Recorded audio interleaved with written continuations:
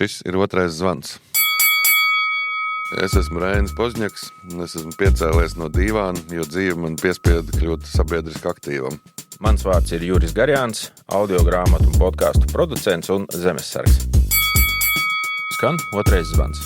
Raidījums tiem, kuri nebēgs. Kādu ilgāku laiku ir bijusi pauze. Mēs esam jūs saudzējuši, dārgie klausītāji. Patiesībā pēdējo reizi mēs ar jums tikāmies tad, kad vēl bija iepriekšējā valdība. Jā. Šausmīgi sen izklausās. Sveiks, Reini! Čau! Jā. Pirms mēs ejam tālāk, šodien ir daži organizatoriski redakcionāli paziņojumi. Pirmais un svarīgākais mūsu klausītājiem ir tas, kā beidzot ir palaista mūsu raidījuma mājaslapa. Otrais zvans.lv ar vārdiem, ar burtiem, nevis ciparu, bet ar tā kā vārdu rakstu otrais zvans. Var iet paskatīties, katrs var pats redzēt, bet tur ir gan visas mūsu sarunas, tur var tajā mājaslapā gan klausīties, kas varbūt nav svarīgākais, bet tur ir viena tāda sadaļa, kurā ir ieliktas saites uz to, ko mēs esam pieminējuši raidījumā, tās svarīgās lietas. Ja tas, ko mēs raidījumā runājam, šķiet svarīgi, tad tur var atrast un pameklēt atpakaļ. Tas man šķiet ir noderīgi. Ceru, ka izmantosiet šo iespēju, to mājaslapu, palīdzēsiet mums tur arī viņu tur papildināt un tā visādi. Bet vēl viena lieta, ko gribēja ar Reini ātri pārunāt divos vārdos. Valdība mainījusies, droni vairs nelido. Mums jātaisa ciet raidījums, viss kārtībā, kā nebūs, vai kā? Nē, nav jātaisa ciet raidījums. Droši vien, ka Pēterburgas apkaimē gāž beigušies mērķi. Jā. Un, visticamāk, kādu brīdi Ukrainas droni vairs neieklīdīs pie mums, bet, protams, tas neatceļ to, ka Krievija var kaut ko mums sūtīt, bet es domāju, ka tas, kas man tomēr zināms cerības vieš, ir šis līgums ar Ukrainu sadarbības, kur, man liekas, tā galvenā būtība, un kas visu laiku bija mūsu tā kļūda vai ilūzija, ka ja mēs ražojam ļoti labus dronus, tad mēs esam ļoti labi pretdronu cīnītāji, kas dzīvē pierādījās savādāk. Bet vai tu vari divos vārdus izsākt, kas tur ir? Tu esi lasījis to?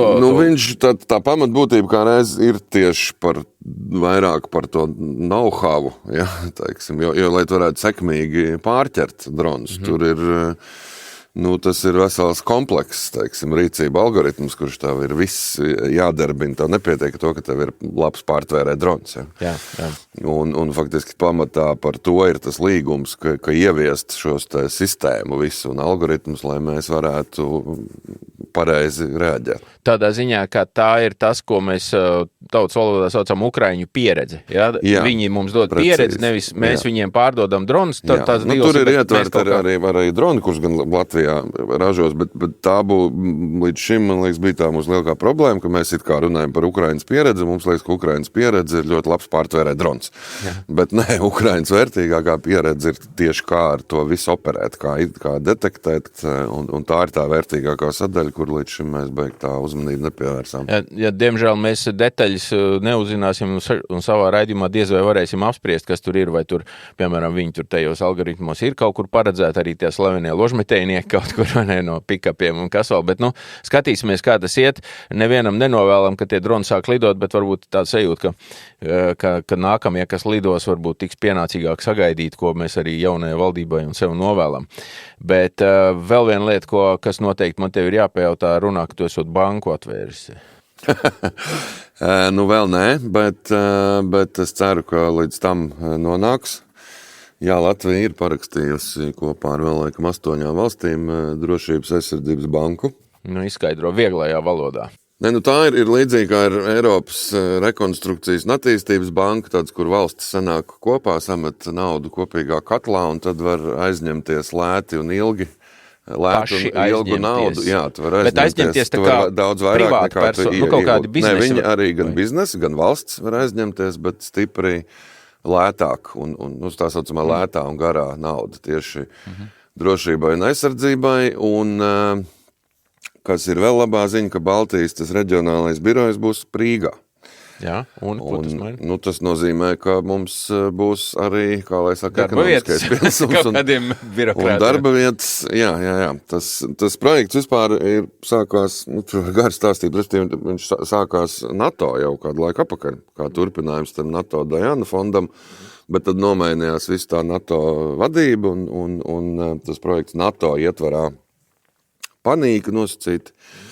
Bet tie paši cilvēki, kas viņu virzīja NATO, turpināja viņu virzīt ārpus NATO, bet jau sadarbībā ar NATO. Un man bija tas prieks un laime ar viņiem sakontaktēt Eiropas parlamentā, jo tur Eiropas parlamentārākās tajās rezolūcijās viņi ir atbalstīti.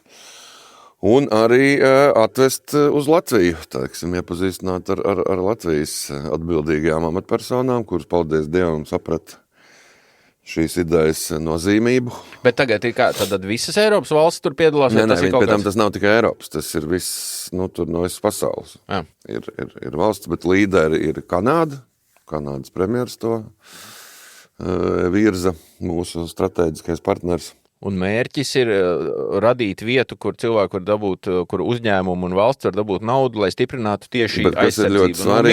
Ļoti svarīgi lētu un garu naudu, ko Latvija vienkārši tirgu aizņemoties finanšu nevar tik lētu. Un cik Latvijai tur ir jāieliek savas naudas, lai tas vispār notiktu? Tur par tiem cipariem vēl es saprotu, ka ir runā, es baidos samelot, tie ir miljoni. Man liekas, vai nebija runa par 100. Jā, es arī gribēju 140 miljonu, bet tas neizklausās liels cipars. Jā, un tu savukārt pretī var dabūt vairāk it kā. Stipri, jā. Labi.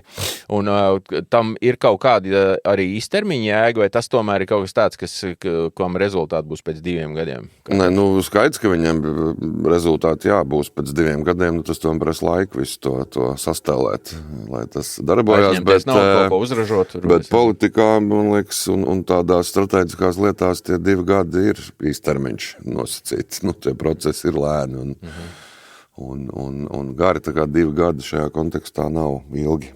Var sakot, vai tu vari to nosaukt par kaut kādām pārmaiņām Eiropas līmenī un Eiropas domāšanā attieksmē vai rīcībā? Šis kaut ko nozīmē? Šis nozīmē, bet vēlreiz saku, tur nav runa tikai par Eiropu, tur ir runa par strateģiskiem partneriem arī ārpus Eiropas, jo kas ir svarīgi, zin kā Eiropa ļoti sapņo par savu autonomiju pilnīgu, bet skaidrs, ka tas tomēr nav iespējams kaut vai tāpēc, ka Mendeļejeva tabulā ir elementi, kurus vajag, bet kur Eiropā nav un nekad nebūs. Un tāpēc ir svarīgi arī tas strateģiskās partnerības. Un šis ir drīzāk tāds projekts, kur mēs Eiropas drošības stiprināšanā varam izmantot arī partneru resursus. Teiksim tā. Izklausās vienalga diezgan sarežģīti, ļoti ceram, ka tam būs kaut kāda arī praktiski jēga. Labi, tagad ejam tālāk pie raidījuma. Pie mums viesos Vitālijs Rakstiņš. 3. reizi jau. Jā, bet ko lai dara cilvēks, kurš vienīgais zina, un tas, par ko mēs šodien runāsim, laikam tiešām zina, par ko mēs gribējām runāt, un patiesībā, ja mēs kādam citam šo jautātu, tas būtu vienkārši smieklīgi. Es ceru, ka es neesmu vienīgais, kas zina, bet es vienīgais, kas gatavs runāt. Iespējams tā. Vitālij, pasaki vēlreiz klausītājiem, kāds ir tavs tituls, ko tu saki par sevi šodien, ko tu dari, kas tu esi? Šobrīd?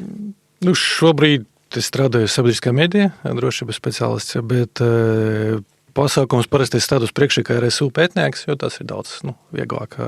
Bet, tā kā mana pieredze ir aizsardzības ministrē 18 gadu, pirms tam vēl iekšlietu ministrē, tā kā līdz ar to cenšos konsolidēt to pieredzi, kas skar drošību aizsardzību, kas tagad ļoti aktuāls. Jā, iepriekšējās sarunas ar Vitāliju varat patīt atpakaļ mūsu raidījumā un noklausīties.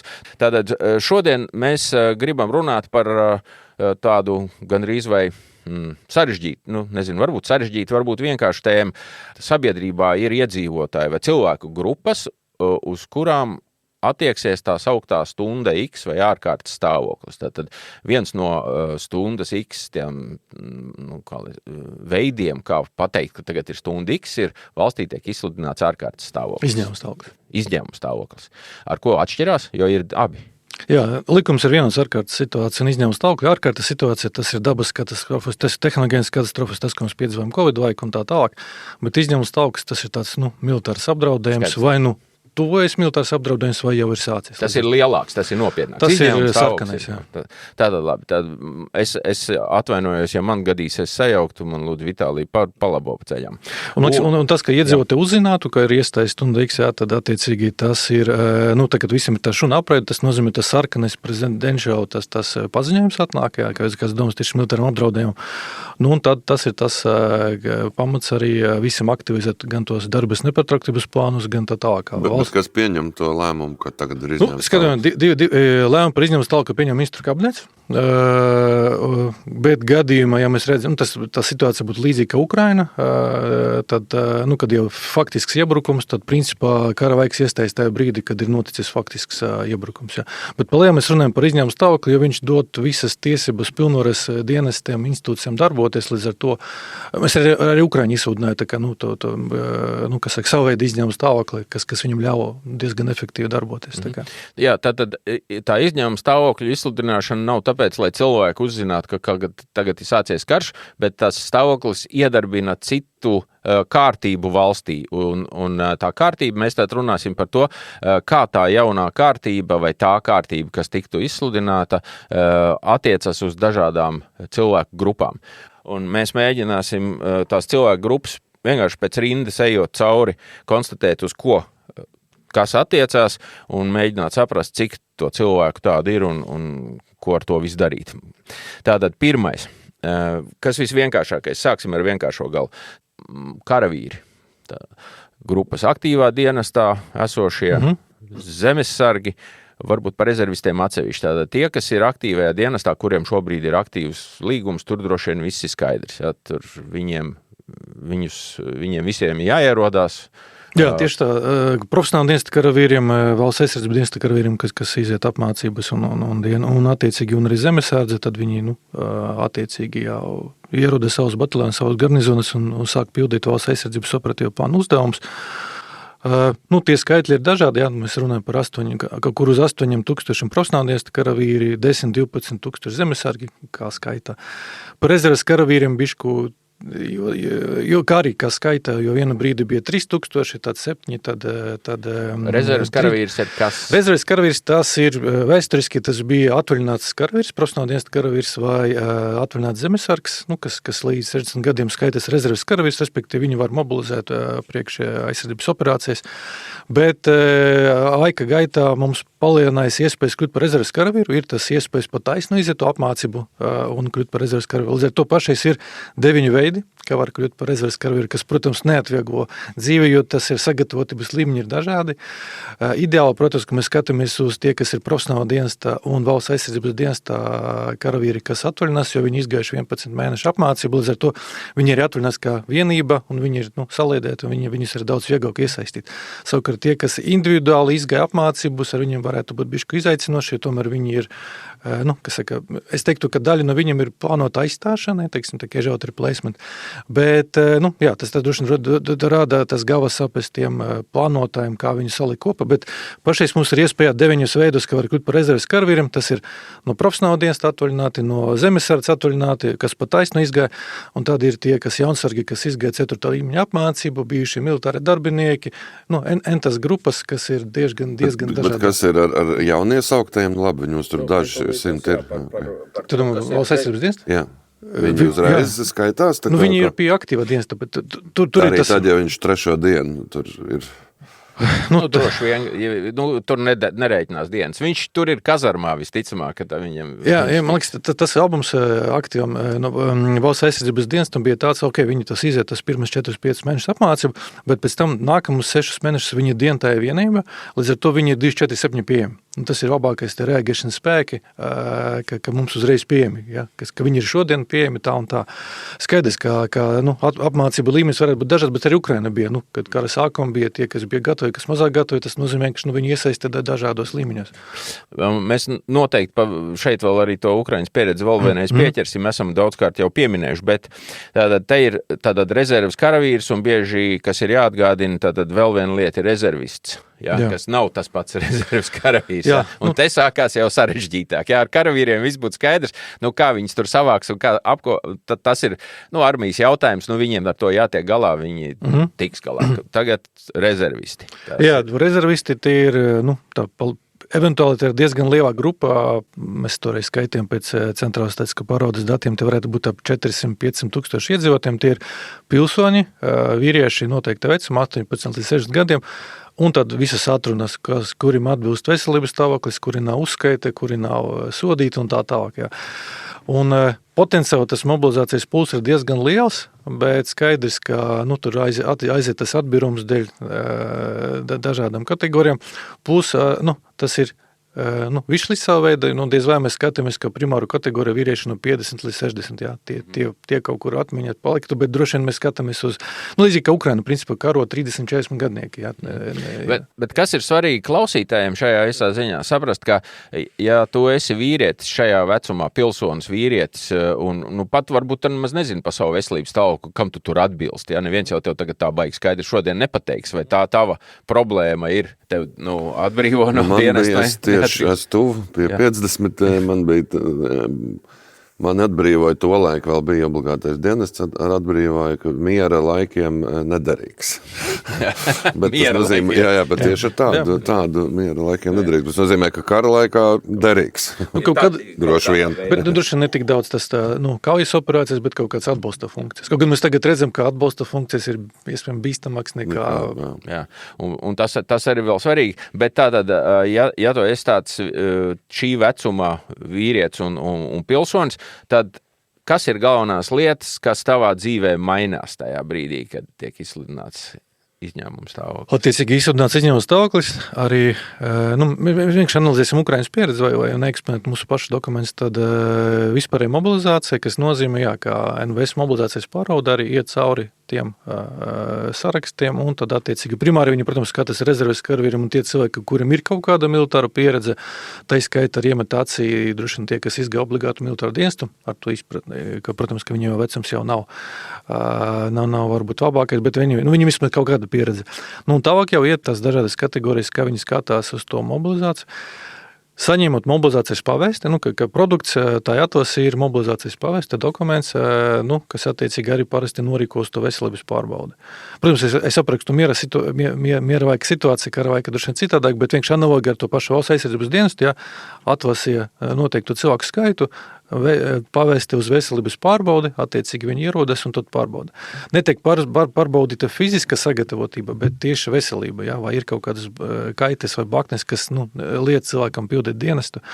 Un tad attiecīgi, ja komisija vienojas, ka tas ir noteiktās kategorijas, tas atzinums vai 4C, 5B, tad attiecīgi tālāk tiek norīkots jau uz to tālāk apmācību un tā tālāk.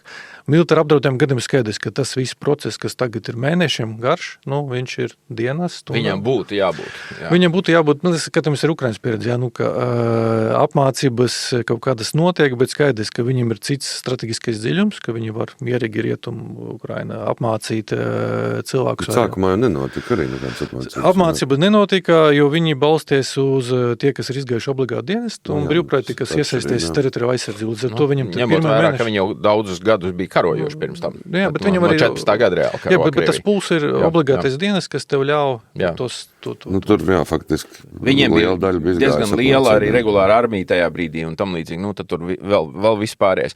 Bet svarīgi ir tas, tātad šiem te rezervistiem dzīvē mainās tikai tas, ka viņi var saņemt pavēsti, un vēl kas viņiem tātad par to ceļošanu, kas varētu būt mans jautājums. Tā pieredze no Ukrainas, un tā intuitīvi liktos, ka izsludinot izņēmumu stāvokli varētu tikt noteikti arī izceļošanas ierobežojumi. Bet tas ir atsevišķi jāiesaka. Tas nav ierakstīts likuma automātiski. Tas ir izņēmumu stāvokļa likums, tas ir tā kā iespēja loks, tu vari piemērot visus ierobežojumus, vari nepiemērot atkarībā no situācijas. Jā.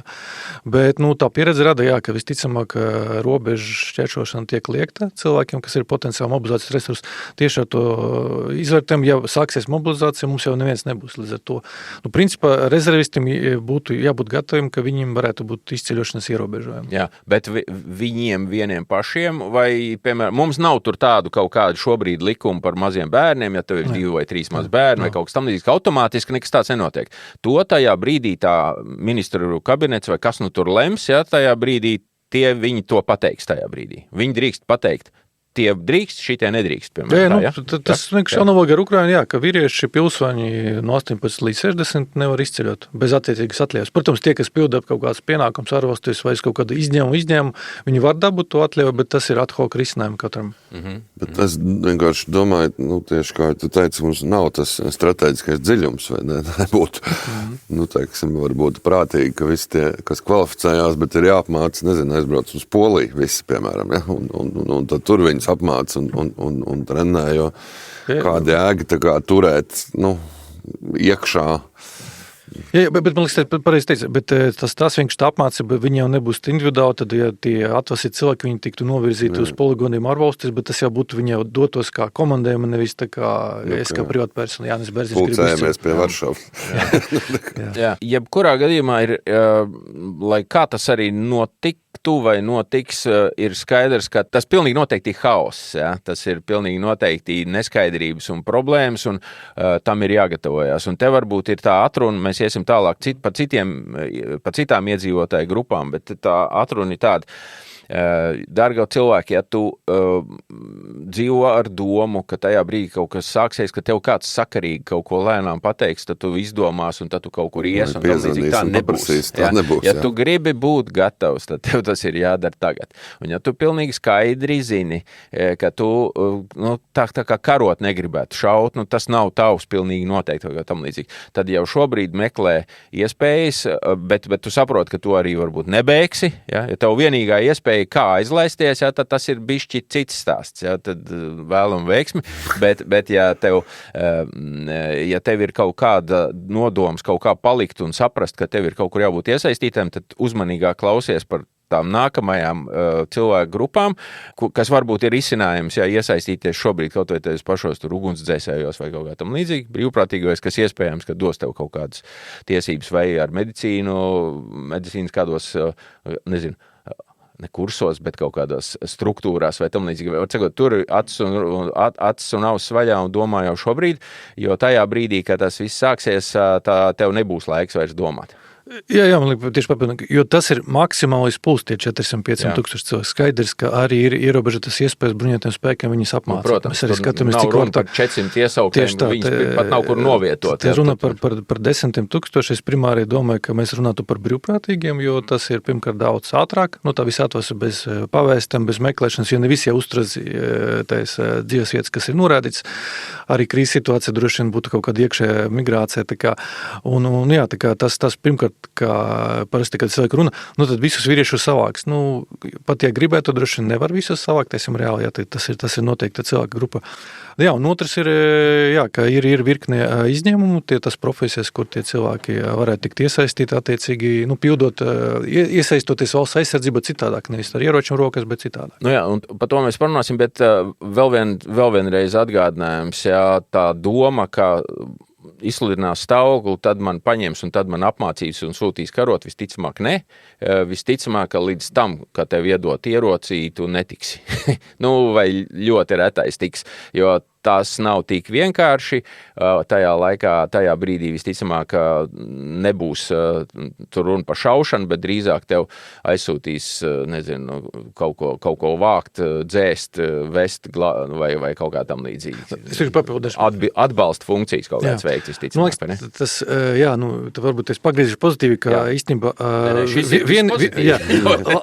labākais moments iegūt tā zināšanas ir tagad, tāpēc, ka nezinot, kā tas potenciāls konflikts varētu izskatīties, bet tas vajag, kas prasīja to apmācīt jauniesaucamus, tas tāpat kaut kāds vismaz minimum 3 nedēļas, kas ir Ukraina. Tas nozīmē 3 nedēļas kaut kādus poligonus, kur mēs redzam, kur tur droni lido visap.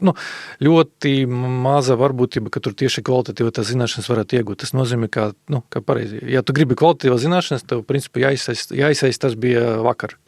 Bet man nav skaidrs, mums vispār ir kaut kā tādā veidā arī notiek tā domāšana un plānošana. Kad sāksies X, tad mēs tur brīvprātīgie tur tas, mācīsim tur, vai tomēr tas viss ir, ka mēs esam NATO, un ja kaut kas sāksies, mums te atbrauks NATO armijas un viss atrisinās, mēs nemaz līdz tam nenonāksim, ka mums cilvēki jāiesaist. Tālāk iedosim atbildēt ekspertam, bet man nepieredzējusi, teiksim, neeksperta viedoklis ir tāds, ka uz papīra ir.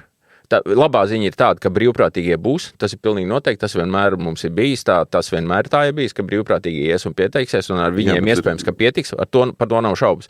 Bet tā visa tā apmācība un tālākās darbības, viņas ir uz papīra, neviens nav paskaitījis vai parēķinājis, kur kā tas ir. Tīri fiziski kaut vai vietas ziņā, un vēl jau vairāk ņemot vērā, ka mēs tiešām atrodamies tādā vietā, kur nevar pulcināt kaut 1000 cilvēku, nolikt kaut kādā vienā vietā, lai viņi tur sēž, mūsdienās vairs. Ja? Vai ne? Tā ir? Kā tu domā? Par to plānu, vai cik mēs esam gatavi reāli, vai tā būs improvizācija? Mana versija tā, ka tā būs improvizācija, kas tur notiks. Es teiktu, ka nē, ka ne tikai plānošanas, bet arī diezgan praktiskas plānošanas pieņēmumi un vietas, kur tā apmācība varētu notikt, ir identificēts. Tas vienkārši, ka tas neļauj apmācīt liela mēroga vienības. Tas, ja mēs runājam par kaut kādu bataljonu vai brigāžu līmeņa, tas poligonus, skaidrs, ka tāda situācija viņi nestrādās. Mums tomēr maksimāli jādecentralizē tas viss. Bet nav arī tā, ka pilnīgi tikai uz papīra. Tā kā es domāju, tas problēma tāda, ka viss, kas saistīts ar aizsardzību, ir diezgan slēgta informācija, līdz ar to cilvēkiem pieņem, vai viss ir kārtībā, vai vispār nekā nav. Un tad, jo tev neviens nevar tā. Par šo runājot, es atceros, ka mēs bijām Lielbritānijā, tajā poligonā, kur māca ukraiņus trenēja ļoti lielā skaitā, tur viņus sūtīja. Un, protams, ka paši tie treniņi, tā apmācība, pamatlietas tur iemāca. Un tā kā no vienas puses šķiet, ka gandrīz, negluži laika tērēšana, bet tomēr. Bet runājot ar Britiem, ko viņi paši teica, viņi nemaz neslēpa, ka viņi tas galvenais, kāpēc viņi to dara, lai viņi paši iemācītos apmācīt lielu skaitu cilvēku īsā laikā. Faktiski viņi ar to trenēja sevi pirmām kārtām un otrām kārtām Ukraiņus. Ja? Bet tieši apgūt īsā laikā apmācīt lielu skaitu cilvēku. Jo, man liekas, tā apmācība jau, mēs redzam, ka karš paliek komplicētāks, arī tu nevari vairs apmācīt tikai ar šaušanu, tur jāskatās viss pret dronu darbību, arī ar, sanāk, tās zināšanas tev jāizspiež burtiski tās dažas nedēļas, kas prasa, protams, nereāls efortus. Jau miera laikā, bet ja mēs runājamies krīzes situācijā, ar daudz nezinām. Tā kā, tas labākais laiks iegūt zināšanas ir vakar. Jā, jo es godīgi sakot neticu, ka mums būtu iespējama situācija, kā Ukrainā, Kijevā atver kaut kādas tur ieroču kastes uz ielām un kāds iet un ņem. Tas nav Latvijas variants. Mums nav kas ņemt un šautu, un varbūt pat tā, es pat teiktu, ka pie tām kastēm drīzāk būs mana vecuma cilvēki, kuri vēl padomju armijā dienējuši un runā nelatviešu valodā. Drīzāk tā, es teiktu. Jā, bet tur jau var nebija tā situācija diži savādāk. Bet, vienkārši acīm redzot, vienā brīdī tā situācija tāda, ka tev ir, tā kā vainu. Es nedomāju, mēs dzīvojam tomēr citā pasaulē, uz tām kastēm jūs varat necerēt. Ja jūs gribat kaut kā pretoties, atrodiet veidu, mēs par to visu laiku esam runājuši, ka šobrīd ir problēmas, ja tu zemesardzē te vēl joprojām, ja kaut kādas tās pelēkās zonas nav noklātas, un ar šo ir problēmas, un mēs daudzkārt esam par to runājuši. Bet tā cerība, ka te tagad izdalīs ieroči un visi kaut ko šaus, bez tam šodien ar to automātu nav nekāda jēga, kur tu iesi to, pa ko tu šausi, pa lidojošu dronu, kuram tu nekad nevar trāpīt. Jā. Bet, man liekas, ja tu pieredzi no Ukrainas, viņa pēc tam arī tos 25,000 ieroči arī mēģina izņemt ārā. Viņi saka, viņi ir savākuši visus atpakaļ, visu dabūjuši, pilnīgi visu. Un tas arī, tajā brīdī varbūt viņš bija vajadzīgs, ka tā skaita arī simbolisks akts, ka mēs esam gatavi aizsargāt. Bet, protams, no militārās perspektīvas, tas risks, ka tas friendly fire, ka viņi tieši varētu kaut kādā eksponēt, kaut kādas jau militāras pozīcijas vēl, viņš tāds, ka vienmēr būs tā diskusija. Es atceros toreiz dalību, tad, kad tur nāca virsū Kijevai, un faktiski faktiski Kievā, ka lai zina, ka te ir 25,000 bruņoti cilvēki, kas no katra pakša var tev šaut virsū. Bet mēs jau varam šitu otrādā pagriezt, ja mums būtu tā vieglāk ieroču aprites likumdošana tā, mēs zinām, ka mums ir pilns, nezinu, ar medniekiem, tiem cilvēkiem, ka ieroči, tas arī tas līdzīgs efekts pretnikam, ja viņš tomēr daudz uzmanīgāk pārvietojas, jo viņš nezina, kuras puses, kas var atlidot. Un šī ir viena lieta, ko mēs arī esam runājuši, tie, kur vēlās var paklausīties iepriekšējās sērijas, bet ejam tālāk iedzīvotāju grupā. Tagad ir tās, kas ir policisti, ugunsdzēsēji, te ir man pierakstīti robežsargi, ieslodzījumu vietu darbinieki. Ja? Tā ir apmēram tāda viena grupa. Tātad tie cilvēki, kas strādā tā kā iekšlietu ministrijas struktūrās. Pārsvarā iekšlietu, tieslietu, tas ir ieslodzījumu vietu pārvalde, tad 3 valsts drošības institūcijas, kas, protams, turpina pildīt savus pienākumus. Šeit var pieskaitīt arī NMPD un kaut kāds tādas dienestas. Robežsārdzē, pie noteikta scenārija viņi aiziet pie bruņotajiem spēkiem, bet man liekas, tā viena atruna, ka viņi kļūst par daļu no NBS, bet kā struktūra, respektīvi nav tā kā robežsargi izskais pa bataljonu, bet viņi pievienojas kā struktūra vienība ar savu komandu ķēdi līdz ar to. Robežsargs pieskaitam tajā pie bruņotajiem spēkiem, jā. Un tie pārējie dienesti, jo viņam jāturpina pildīt pienākumu, viņam arī ir uzdevumi valsts aizsardzības plānošanas dokumentus un tā tālāk, tā kā Tad tie visi tie, kas ir dienesti, un mēs arī redzam Ukrainā, ka viņam, vienīgais viņam atšķirība no mums, protams, viņam ir diezgan liela nacionāla gvarde, kas ir tā kā iekšējais karaspēks, kas apsargā kritisko infrastruktūru un principā tā smagi apbruņota. Mums nav tā analoga, jo zemesardze nav tas analogs. Zemesardze ir militārās. Zemesardze, analoga zemesardze, viņam ir teritoriālās aizsardzības vienības, Terabaronijā. Tā kā tas ir, bet principā visiem tiem dienestiem jāturpina pildīt pienākumi. Jā, bet uz viņiem arī attiecās izņēmums tauks, respektīvi visticamāk, ka no tiem dienestiem tu tajā brīdī nevar uzrakstīt atlūgumu un kaut kā tam līdzīgi. Vai tas arī nav tā skaidri atrunāts? Nav minēts, ka viņi ir kritiskais personāls, respektīvi viņiem nav tieši liegums uzteikt darba līgumu vai tas attiecības, bet tā brīža, ja viņš aiziet no policijas, viņš kļūst par mobilizācijas resursu, respektīvi, viņš tad vienkārši var savākt bruņotie spēki. Bet palījām, viņiem visiem ir savi uzdevumi jāturpina. Un kā pie mums ir tātad, vai mums ir dokumenti, kur ir skaidri paredzēts, ka civiliedzīvotāji, ja tevi mobilizē un atzīst, ka tu vai nevari vai tu esi vairāk vajadzīgs nevis ar automātu kaut kur šaut, bet ielikt tev par ugunsdzēsēju, vai to var šobrīd darīt, vai tas ir kaut kā atrunāta šobrīd likumos tā kārtība, ka tev mobilizē, nosacīt, tu esi armijā, bet tev aizsūta pie ugunsdzēsējiem vai pie NMPD vai policijai palīgā. Ja tu esi bruņotajos spēkos, tad tev jāpildē pienākumi. Protams, ir iespējams pārcelt karavīru uz civiliem amatiem, bet tas ir tāds vairāk izņēmums un tā kā vairāk virsniekus. Respektīvi, tāda mobilizācija tādos dienestos mums nav. To nesauktu pa mobilizāciju. Tas nav tas pats. Bet atceries, ka mums bija Cipuls kundze ciemos, tad, ja es pareizi sapratu, ka ar to NMPD tur nemaz nav tā viennozīme, ka tev darbinieki mēģina pateikt, paldies, es nebraukšu. Jo viņi ir civiliedzīvotāji. Bet man liekas, tas ir no šiem divas situācijas. Viens ir to, ko mēs runājam par tiem kritisko personu tālāk. Viņam ir pienākums eventuāli turpināt darboties tā organizācijā, bet, ja dzīve ir apdraudēta, un tas, man liekas, protams, ka viņam nav jābrauc. Tas pats arī kritiskam personam, ja viņš redz, ka objekts ir apšaudīts, viņš uz to brīdi pamet viņu, un viņš pēc tam, tas ir, ka eventuāli mēs paļaujamies, ka viņi ir, bet, protams, ja tieši tas objekts, ja viņa dzīve ir apdraudēta, viņi uz to brīdi faktiski, ja tev lido droni, tad tev, jebkura dzīvība ir apdraudēta. Tad, respektīvi, var būt tā, ka, piemēram, NMPD vispār nedarbojas vispār. Bet tāda likuma, ka šo te dienestu darbiniekiem būtu kaut kāds izceļošanas atļaujas vai kaut kādi citi ierobežojumi, tā šobrīd nav, tā viennozīmīgi. Šobrīd nekas tāds nav. Kas viņam liektu vīriešiem pamest, ja viņš ir policists? Nē, vienkārši, pat ne vīriešiem, vienkārši, ja tu strādā, teiksim, ātrajā palīdzībā pat dakteri, un tu kaut kādā veidā tagad izdomā, ka nē, es braukšu prom. Vai tā var vai nevar? Tas nav atrunāts šobrīd, ne?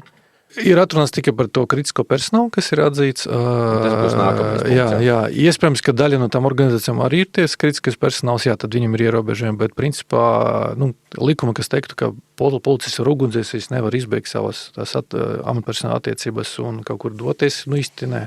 Es tā neatceros. Labi. Pirms tā kritiskā personāla mums te ir vesela sadaļa, es esmu sarakstījis tā sauktā valdība. Ja? Tad valdības locekļi, saimnes deputāti, ministrija, iestāžu darbinieki, tieslietu sistēma varbūt vai tam līdzīgi. Ja? Vai tā ir kaut kāda viena grupa vai par to var runāt kaut kā kopā? Vai tur ir kaut es teiktu, to visu pie tā kritiskā personāla, tāpēc, ka mēs zinām, ka arī daudzi ministri ir vienlaikus zemesargi, un tad vienmēr tā diskusijā viņš ir krīzes situācijā vai no zemesargs vai no ministrs. Un skaidrs, ka ministrs ir daudz svarīgāks tajā brīdī, vai arī kā tā persona gribētu. Jā. Tā kā es teiktu, drīzāk viņi visi ir tas kritiskais personāls, jo arī ministrijas un valdība un saima ir tie darbinieki, kas nav atzīti par kritisko personālu, līdz ar to uz viņiem attiecas gan tā mobilizācija, gan pārējie. Tā kā es teiktu, ka tā ir droši vien viena grupa, jo viņu... Pagaid, tātad saimnes deputāti ir kritiskais personāls vai nav? Pat paši pa sevi, tāpēc vien, ka viņi ir deputāti. Viņi ir atbrīvoti no mobilizācijas, bet te jāprasa, vai saimē viņus atzina. Katra organizācija pašai jāidentificē, kas ir kritiskais personāls. Respektīvi, mums ir funkcija, kas ir jānodrošina. Tu pasaki, vai nodrošina to funkciju, man vajadzīgi tas un tas. Tad to līdz mums izskaidros vēlreiz par to kritisko personālu. Bet es teiktu, tieši tā, ka es domāju, viņi ir noteikti atbrīvojumi no mobilizācijas. Un tā mēs arī redzam Ukrainas pieredzi, kur daudzi radas deputāti paši iesaisties teritoriālās aizsardzības spēkus un gāja karot, bet principā viņu tomēr pienesums valstī tajā brīdī daudz svarīgāks, jo viņi nodrošina kvorumu, viņam ir noteikta zināšanas, ja tas jauns cilvēks, viņš neorientēs. Droši vien var nolikt mandātu un iet karot, ja tu gribi. Iespējams, jā, bet tajos dokumentos, kas ir likums par izņēmumu stāvokli vai kaut kur citur, nekas tāds uz šo te grupu nekas ļoti specifiski rakstīts nav. Viņiem ir tā teikt jāorientējās tajā. Viņi ir uzskaitīti tā mobilizācija likuma kā atbrīvojums no mobilizācijas, tāpēc, ka viņu tas funkcijas ir kritiskas. Bet līdz kuram līmenim tātad, es saprotu, ministriju darbinieks vai skolas direktors, tas ir kas? Tā jau ir kritiskā... Atkarība, kā ministrijā vai institūcija nosaka, respektīvi, ja tā organizācija nodrošina kritiskas funkcijas, pirmkārt, no visām funkcijām, kas ir uzņemtas valstī, daudzas nebūs kritiski svarīgas tajā brīdī. Attiecīgi fokusējums tikai uz to, kas ir vajadzīgs valsts aizsardzībai un darbas nepārtrauktībai. Bet kas to ir noteicis? Kur ir tā robeža? Katrs resurs pats nosaka, jā. Tad attiecīgi, tāpēc, ka objektīvi, tev liktos, ka pilnīgi visas funkcijas ir svarīgas, jā, bet mēs redzam, ka mēs nevaram nodrošināt viņus visus, mums jāprioritizē. Jā. Bet tas ir izdarīts, tavuprāt, valsts mērogā ir tā izdarīts. Jā, labi, tas funkcijas ir definēts. Tas ir tā cilvēki paši zina, ka viņi ir kritiskie. Viens ir tā funkcija, bet vai nodrošināt funkciju, tev ir vajadzīgs personāls, un tur sākas tie izaicinājumi problēmas, jā, jo eventuāli tev liktos no sākuma ieceļ visi, kas ir direktori, vadītāji, viņi. Tad jūs pamēģināt evakuēties uz kaut kādu objektu, saprotat, ka tev vajadzīgi IT cilvēki, tev vajadzīgi šoferi, tev vajadzīgs atbalsta personāls. Līdz ar to tas kritiskais personāls, tas nav tikai lēmumu pieņēmēji vai white collar, ja? Tie ir tie cilvēki, kas spēj nodrošināt viņu darbību arī citur. Tādā ziņā, ka pieņemsim kā konkrētu piemēru to pašu skolu, tātad direktors, varbūt ne visi tur mācību pārziņu vai kaut kas tam līdzīgs, bet pilnīgi noteikti arī droši kaut kāda māsiņa, un tad tur vēl vajadzīgs skolotāji, šoferis un kas, ar domu, ka tā skola, lai varētu pilnvērtīgi atvērt durvis un funkcionēt vai pārcelties uz kaut kādu citu vietu, tātad kas ir absolūti nepieciešamie cilvēki. Jā. Bet kas, piemēram, skolotāji tajā gadījumā? Es tikai gribu papildināt, mēs jau redzējām pēc droniem, kas notika un kas notiek ar tām pašām skolām, jo ir pilnīgi skaidrs, ka tev ir tādā īstā krīzē ir pilnīgi citas atbildības, un ne visi direktori tam gatavi. Ir tādi, kas saka, pagaidzi, šito es neparakstījos, ka es tev par tiem bērniem esmu atbildīgs. Bet viņš nesot gatavs, viņš, varbūt piemērs nebija visa labs, jo izglītības iestādes un tā, viņas jau nav saistīts tieši ar valsts aizsardzības funkcijām, teiksim, līdz ar to neizslēdzu, ka kaut kāda skola varētu būt arī pie tām kritiskām funkcijām. Bet principā tā kā nav automātiski tā. Tāpēc arī, man liekas, tas arguments, ka viņam nav, ja valsts nav delegējis to uzdevumu, tas ir atkarīgs no direktora. Viņam ir kaut kāda pieredze, viņš tur pats mēģina darīt, bet neviens neprasa, ka viņš to nodrošina funkciju. Mēs drīzāk runājam par kaut kādu kritisku infrastruktūru vai par ministriem, kuriem vai institūcijām, kuriem jāspēj strādāt piemēram, no citas lokācijas, un tu skaties, kādi cilvēki tev ir vajadzīgi strādāt cita lokācija, tā skaita arī maiņas, ja mēs redzam, ka krīze var būt ilgstoša, līdz ar to viņi būs tas kritiskais personas. Tur būs arī tas šoferis, māsiņa, ja tā organizācija ir kaut kāds atbalstnieks un tā tālāk. Un visi tie nodaļu vadītāji, referenti un vispārējais visticamāk arī, jo ja viņam tai ministrijai ir jāturpina ražot, nezinu, tur kaut kādi papīri. Un tur sākas problēmas, jā. Pirmkārt, jā, ka var nosacīt ielikt maksimālu cilvēku skaitu ar to plānošanas pieņēmumu, ka daļa varētu pazust, tīri objektīvi, ka daļa varētu, saslimt, neierasties un tā tālāk. Bet noteikti organizācija jāplāno darbs maiņās. Tas nozīmē, ka vismaz ik pēc 8 stundām tev kaut kāds cits cilvēki, jo vienkārši cilvēki pārdegs un tā organizācija būs. Bet man ir bažas par to. Viena lieta ir definēt, kurš ir. Bet jautājums, vai tie cilvēki to zina un saprot? Kā tas cilvēks uzzina, ka viņš vai viņi pieņemot darbā prasa, vai tur x stundā tu būs gatavs būt darbā? Jā, attiecīgi, tad tās atlases ir vienmēr sāpīgs jautājums, jo viens ir tā salikt tie amati, kas ir svarīgi, bet otrs, piemēram, ja tas ir vientuļš vecāks ar nepilngadīgiem bērniem, viņu bezjēga likt tajā kritiskā amatā, ja viņš tāpat būs pie bērniem tajā brīdī. Viņš kaut to ir riskējis pārkāpt likumu, viņš glābs Tāpēc, man bērnus. liekas, tas, ko dara organizācijas, kā arī redzot tos amatus, tad arī veik parunas ar cilvēkiem. Varbūt viņš ir jau zemesargs vienāks, varbūt viņš jau kritiskais darbinieks cita organizācija, varbūt viņiem nepilngadīgi bērni vai apgādība esošas personas. Un tā ir tā direktora atbildība zināt par saviem darbiniekiem, kurš ir kāds. Un tad arī tiem cilvēkiem jābūt informētiem. Ja tu esi kritiskais personāls, tas parādās tev, pirmkārt, tu esi informēts, otrkārt, tas parādās kaut kur darba līguma, amatā apraksta, kaut kur tiek fiksēts. Runāt par jauniem darbiniekiem, tas arī vienmēr stāst, kura brīdī iepazīstināt, ka tev tu piesakies uz pozīciju, kura ir arī zināma pienākuma, bet skaidrs, ka darba devām ir jāinformē tas viss, un cilvēkiem ir jāzina, un tā informācija, tie saraksti ar to kritisko personālu, ar tiem vārdiem, uzvārdiem, personas kodiem, viņi katru gadu aiziet NBS mobilizācijas pārvaldē, un viņi vienkārši ņem ārā viņus no tiem potenciāli tā iesaucamam pola. Tas arī skar privāto sektoru, piemēram, mobilie sakari, piemēram. Vēlreiz. Ir uz papīra, un tu saki, arī dabā ir tā, ka lieli, nopietni uzņēmumi, kas tiešām darbojas, kur daudz cilvēku strādā, reāli sastāda šādus sarakstus, un nevis amatus, bet reāli cilvēkus, un sūta uz Tāpēc, ka atbrīvo konkrētu cilvēku, ne amatu.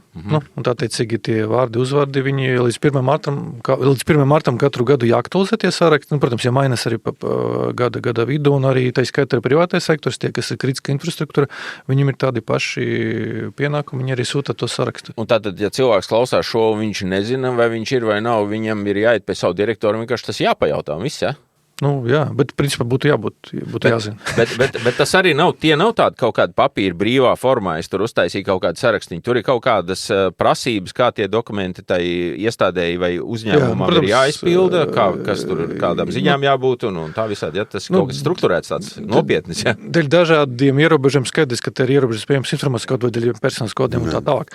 Bet, te varbūt tas papildus izaicinājums tā visā, ja mēs runājam par privāto sektoru, kritiskas infrastruktūras kopa ir valsts noslēpuma objekts. Mēs eventuāli varam saprast, kur ir objekti, ir kritiska infrastruktūra, bet tas nav publikas saraksts. Līdz ar to, tad eksponēt, ka tu esi kritiskais personāls, arī mobilo operatori, tu netieši pasaki, ka operators ir kritiska infrastruktūra. Bet tas jau, man liekas, pašsaprotam. Kā tas dzīvo kopā, tā arī dzīvo.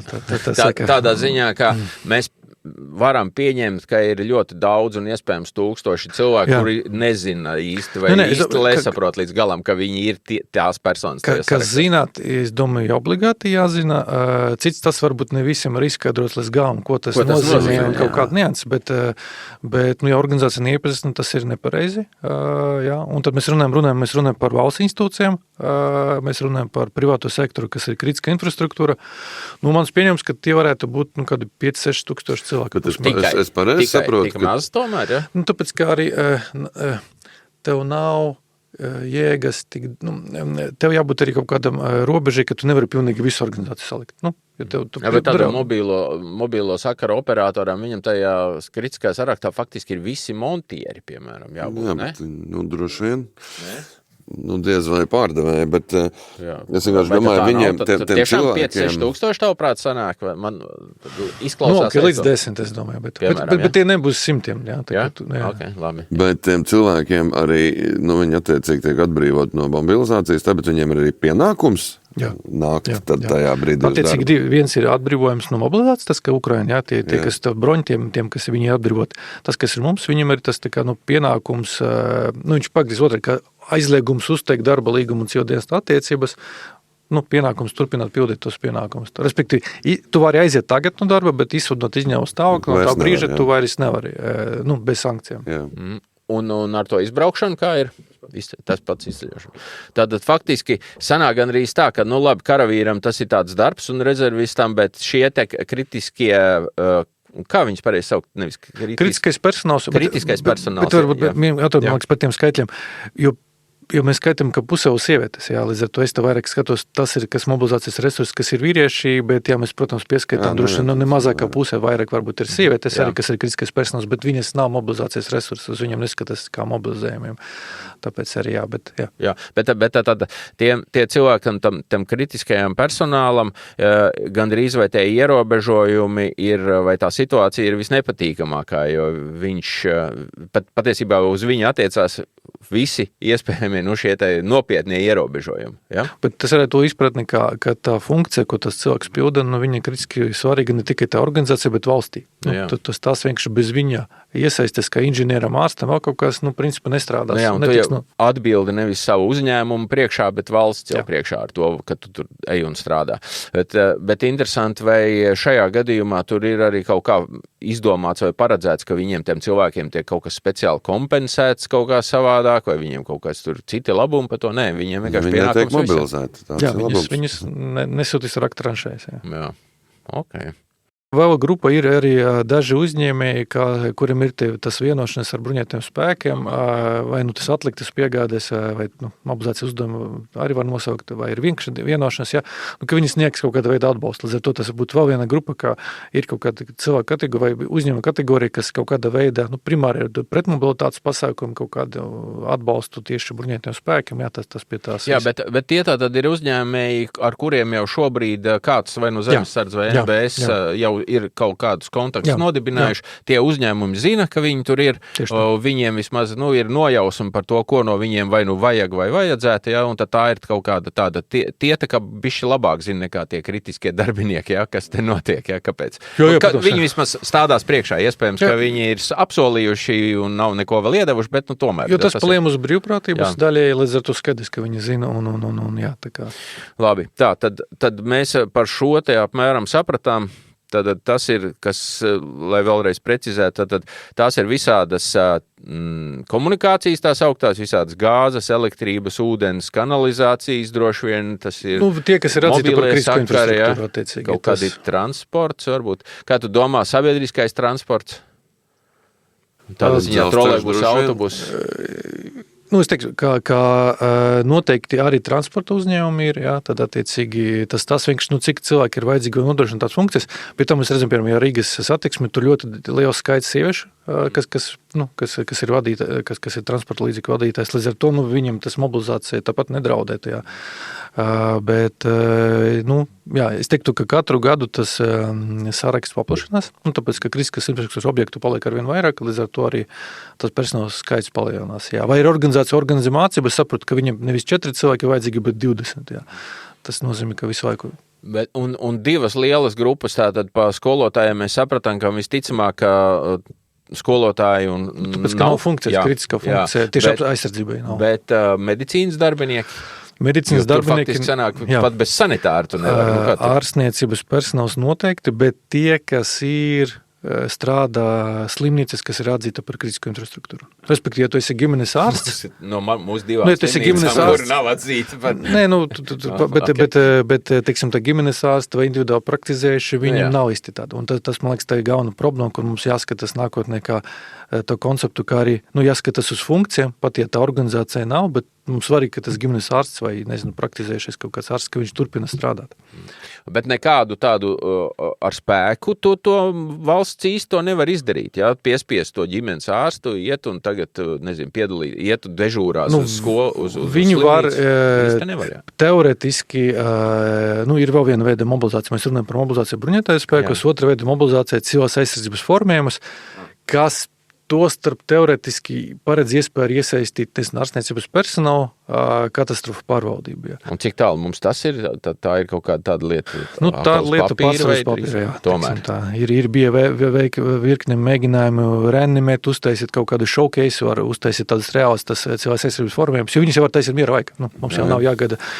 Bet vienmēr viss apstājas resursiem un tā, pašreiz baiga paļaušanās uz brīvprātīgiem, kas ir legit, ka noteikti atnāks, bet ja mēs runājam par spēju, mums tomēr jābūt kaut kādai garantē, jo tiem cilvēkiem jābūt apmācītiem, zinošana, valstī jādod kaut kāda resursi viņam. Mēs nevaram paļauties, ka pilnīgi brīvprātīgis no malas atnāk bez zināšanām, uz savu risku, bez apdrošināšanas, tas nav pareizi. Ja. Un tie cilvēki aizsardzības formējumi, teoretiski viņus varētu iesaistīt tos ārstus, bet tas arī nebūtu pareizi, jo tas nozīmē, ka mēs to ģimenes ārstu izraujam no prakses, un viņš ir kaut kāda tāda vienība, kas sniedz atbalstu. Kurš turpinās sniegt atbalstu cilvēkiem uz vietas? Jā, skaidrs, ka nepareizi, bet ar domu, ka mēs to ģimenes ārstu jau nesūtam rakt, vai dzēst ugunsgrēkus fabrikās, mēs viņu sūtam uz slimnīcu palīdzēt. Vai uz kaut kādiem, bet tas nozīmē, mēs tāpat noņemam, jo viņi jau noņem, to zemāku līmeni, ko slimnīca nekad neieraudzīs. Ja tiem cilvēkiem netiks nodrošināta kādu palīdzību, agrāk vēl viņi visi nāks uz slimnīcām un būs vēl sliktāk. Bet tātad šeit mēs pieskārāmies vēl vienai lietai, kura arī mums ir parādījusies, bet varbūt ne atsevišķi raidījumā kā tēma, tātad šīs civilās aizsardzības, kā tu teici, mobilizācija, civilās aizsardzības formējumi, un tā ir lieta, kur droši vien mums ir vēl jūra, ko darīt. Ja? Tā vietā, lai ņemtos ar patvērtnēm, būtu labāk sasprindzinājušies. Patvērtnes arī vajadzīgas, bet patvērtnes ir skaidrs. Tur industrijas lobijas interese uz sabūvēm, uztaisam tā. Spēju veidošana, tas vienmēr prasa cilvēku resursus vēl, un tu nevari tā parādīt. Patvērtni tu vari kur mēs uzbūvējam. Tas pats, kas ar droniem, ar to, ka tev ir kolosāls pārtvērē drons, kā es visu laiku saku, tas, ka tev ir labākajā pasaulē boks cimdi, par uzsiku tevi nepadarīs. Ja? Tur ir bišķi citas prasmes vajadzīgas. Šeit pie tās grupas arī brīvprātīgi, jo mēs runājam par grupām, bet, protams, arī visi brīvprātīgi, kas iesaistītas vai atbalsta sniegšanu pašvaldībām, ministriem, bruņotajiem spēkiem, skaidrs, ka tā ir masa ar cilvēkiem, kas mēs redzam, Ukraina joprojām arī ļoti liels atbalsts. Galvenais izaicinājums ar tiem brīvprātīgiem, kā zināšanas, arī unikālas tiesības, jo kas ir mainījies no mūsu pirmā raidījuma, Saeimā pirmā lasījuma atbalstīja grozījumus strateģiskas preču aprites likuma, smags nosaukums, bet kas ļauj vismaz daļai no organizācijām, kas ir iesaistīti valsts aizsardzību, pašiem iegādāties strateģiskas nozīmes preces, tas nozīmē ķiveres, bruņuvestes, es ceru arī kaut kādus sensorus, arī, jo tas, man liekas, tas, kas pietrūka, kad bija tas šuna apraides tie paziņojumi, ka tam skolām, piemēram, arī viņiem pietrūka, ka kaut vai tie vienkārši čuika vai līdzīgi tie sensori, kas mums palīdzētu saprast, ir vai nav, kāpēc mēs nevaram iedot pie šāda veida apdraudēm. Tā kā, mēs redzam, ka lēnam arī parādās iespējas, bet skaidrs, ka tas viss, vēl, neskatoties to, ka kara jau 5. kara gads, mēs tikai tagad esam pietuvušies. Bet tiem brīvprātīgiem nav nekāda speciāla kaut kāda īpaša statusa. Viņi vienkārši darbojās un pa viņiem zina, un reāli Ukrainā tas ir tā iegājies, kad tur tai vienībā ir kaut kāda savu tā biedrība, kas viņu tur atbalsta, un tas ir kaut kā tā. Un mums arī nav nekāda speciāla statusa kaut kādai brīvprātīgai palīdzēšanai šobrīd tādā, Tā zemesardze atbalstītais varētu būt kaut kāds ietvars. Tas kaut kādā veidā, es domāju, tie runājot par kaut kādiem uzņēmumiem, tas ir tieši apgrūtinājums, ja uzņēmējs mēģina kaut ko ziedot zemesardzes vai kādam no aģentūram NBS, viņam pēc tam būs ierobežojumi piedalīties iepirkumos. Līdz ar to tavs labs nodoms tev atmaksāsies, jo tu pats sev ierobežo. Bet man galvenā baža, ka mēs daudz runājam par brīvprātīgiem, noteikti daudzi atnāks, bet tas ir par viņu statusu, ar viņam kaut kas notiek. Tas ir viņu pašu risku.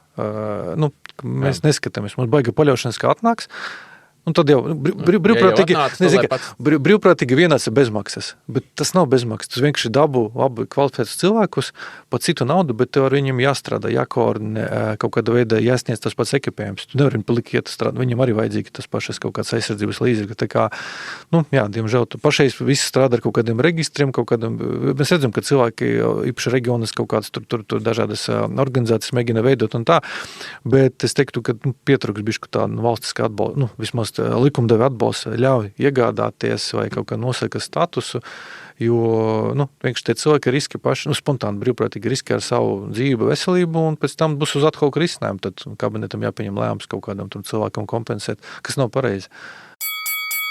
Uz īsu brīdi pārtraukšu sarunu ar lūgumu no raidījuma producenta. Otrais zvans ir mana un Rēņa privātā iniciatīva, un raidījuma veidošanā mēs ieguldām savu laiku un zināšanas. Ja tas, ko mēs šeit darām, tev šķiet vērtīgs un atbalstāms, es aicinu tevi ziedot paša izvēlētu summu raidījuma stiprināšanai. Saiti uz ziedojumu Buy Me a Coffee atradīsi sērijas aprakstā un mūsu mājaslapā. Paldies par atbalstu, turpinām sarunu. Jā, tad šo mēs būtu tik tālu tikuši, bet tagad dažas atsevišķas lietas uz visu tā, ko mēs iepriekš runājam. Punkts 1. Zemesardzes atbalstītājs. Tas ir kaut kas jauns, un vai tev ir kaut kāda nojausma, kas visā šajā ir zemesardzes atbalstītājs? Jā, jauns koncepts, likuma burtiski tikko pieņēma, ministra kabineta noteikumi nav izdoti, līdz ar to tas bišķi tā kā uzkaries gaisā. Bet tur tā neskaidrība ir pat tik tālu, kad nav skaidrs, vai tā ir bruņota vai nebruņota vienība turpat, jā. Tiksim, tas koncepts ir skaidrs, jā, jo likumdevējs noteica, ka skaidrs, ka tie nav kombatanti. Tai kategorijā arī nav nekādu pienākumi tieši militāra apdraudējuma laikā. Tomēr, tātad uz viņiem attiecās vienkārši pilnīgi viss, arī darba devi nav pienākums viņu laist un tā tālāk. Un tie cilvēki arī nav atbrīvoti no mobilizācijas. Tas, man liekas, jā. Tas ir palielums koncepts. Bet tas ir skaidrs, ka zemesardzes atbalstītājs nav atbrīvots no mobilizācijas. Jo tas, ko minēts, jā, ka viņš sniedz atbalstu gan miera, gan teoretiski arī militāra apdraudējuma gadījumā, bet tas nav noteikts par pienākumu. Līdz ar to tas tāds, tad pišku čakari plānotājs, jo tad tu vari paļauties, ka tev atnāks tas šoferis vai neatnāks. Jā, vai viņš grib atnākt, bet viņu pa ceļam mobilizē, jo viņš ir unikālais tas šoferis. Jā. Vai viņu darbadevis nepavaida. Jo, tiksim, zemesargus un... Varbūt viņš ir kritiskais darbinieks. Jā, tas vēl vairāk, bet tad, un kur mēs esam ar šo te visu, kam mums tas ir vajadzīgs un ko mēs no tā visu gaidām? Es domāju, ar laiku varbūt viņš attīstīs arī kādam tieši pienākumu militāra apdraudē. Gan pašais tas ne, pašais tās nodoms ir, jā, ka ir noteiktu pilsoņu grupas, kas var iesaistīties, sniegt atbalstu, mācību organizēšanu, sniegt atbalstu. Piemēram, bataljonam blakus dzīvo viens onkulis, kurš labprāt palīdz ar savu privāto traktoru kaut ko aizvest nostumt, lai būtu skaidrs, kāpēc viņš te palīdz, viņi zemesardzes atbalstītājos, un viss ir legit. Viņam pašam jāpiesakās, nemaksā, viņš vienkārši tur kaut kā... Ne, tur paredzēja kaut kāds kompensācijas, bet tās ka es pieņemu, ka daļai tas ir legalizēs to, kas jau tagad notiek, jo nav noslēpums arī īpaši lauku reģionas, ka daudzi uzņēmēji vai privātpersonas sniedz atbalstu bataljoniem, tad tas ļauj to legalizēt, jā. Bet pašais, un otrs ir, ka zemesardzes atbalstītais kā organizācija, kā ar tiem grozījumiem arī juridiskas personas, bet tā kā nevalstiskas organizācijas. Likumdevējs neatbalstīja uzņēmējus, ko mēs lobējam, bet atbalstīja tikai nevalstiskas organizācijas kā atbalstītais. Piemēram, tas stāsts par Latvijas mednieku savienību, kas tāpat arī sadarbojas, jā. Bet detaļas visas būs tais ministra kabineta noteikums, kas vēl nav izstrādāti. Līdz ar to visi zemesardzes atbalstītāji, kas ir pieteikuši, tā skaitā es pieteicos zemesardzes atbalstītāji, mēs tagad sēžam gaidām, kamēr būs tie noteikumi, un tad būs tā skaidra vīzija, kā izmantot tos. Tātad tiem cilvēkiem, kuri gaidīja vai gaida no šī zemesardzes atbalstītāja to, ka es, piemēram, esmu baigi krutais tur IT džeks, jā. Un es zinu, ka es gribu palīdzēt valstī, bet es pilnīgi skaidri zinu, ka es nebūšu. Es nevaru zemesargs, kaut kāds iemesls man tas ir, es nešauju, es tur tā, bet es varētu iet tur tai zemesardzē, tur pieņemsim, palīdzēt viņiem tur kaut ko tur darīt. Patiesībā šīs te status tā kā varētu būt, bet tikpat labi viņš arī varētu nekā nepalīdzēt šiem cilvēkiem ar domu, ka tam vīram, lauku zemniekam, kurš atved tos baļķus vai kartupeļus, tas ir saprotams, ja tur ir kaut kāda priekšmeta apmaiņa, bet iesaistīties ar savām zināšanām, kaut ko tur tai zemes sardzē, tur palīdzēt vai tam līdzīgi, tas vienkārši ir baigais čakars un visticamāk, ka tur tas nespīd, tad uz to varētu baigi necerēt. Tas par miera laika vai sagatavošanas militāram apdraudējumu, jā, tur noteikti ir iespēja iesaistīt skaitā ar zināšanām, nezinu, ar to pašu research development palīdzēt kaut kā. Bet tā sadaļa tieši, kad jau stundu X iestājas, jā, viņi ir pagaidām viss neskaidri. Jā. Likumdevējs nav noteicis skaidru pienākumu, un kas pieredze rada, ja nav skaidrs pienākums, nu, tad mēs nevaram arī baigi paļauties. Jā, jo saku, tas cilvēks var gribēt nākt palīga, bet viņu pašu sašņories, tāpēc, ka viņš ir unikāls speciālists. Un atkal tad mēs varam runāt par to, ka kaut kāda jēga no tā visa būtu tad, ja ir kaut kāda biedrība, kurai ir aktivitātes, piemēram, tur savā, nezinu, ciemā vai kura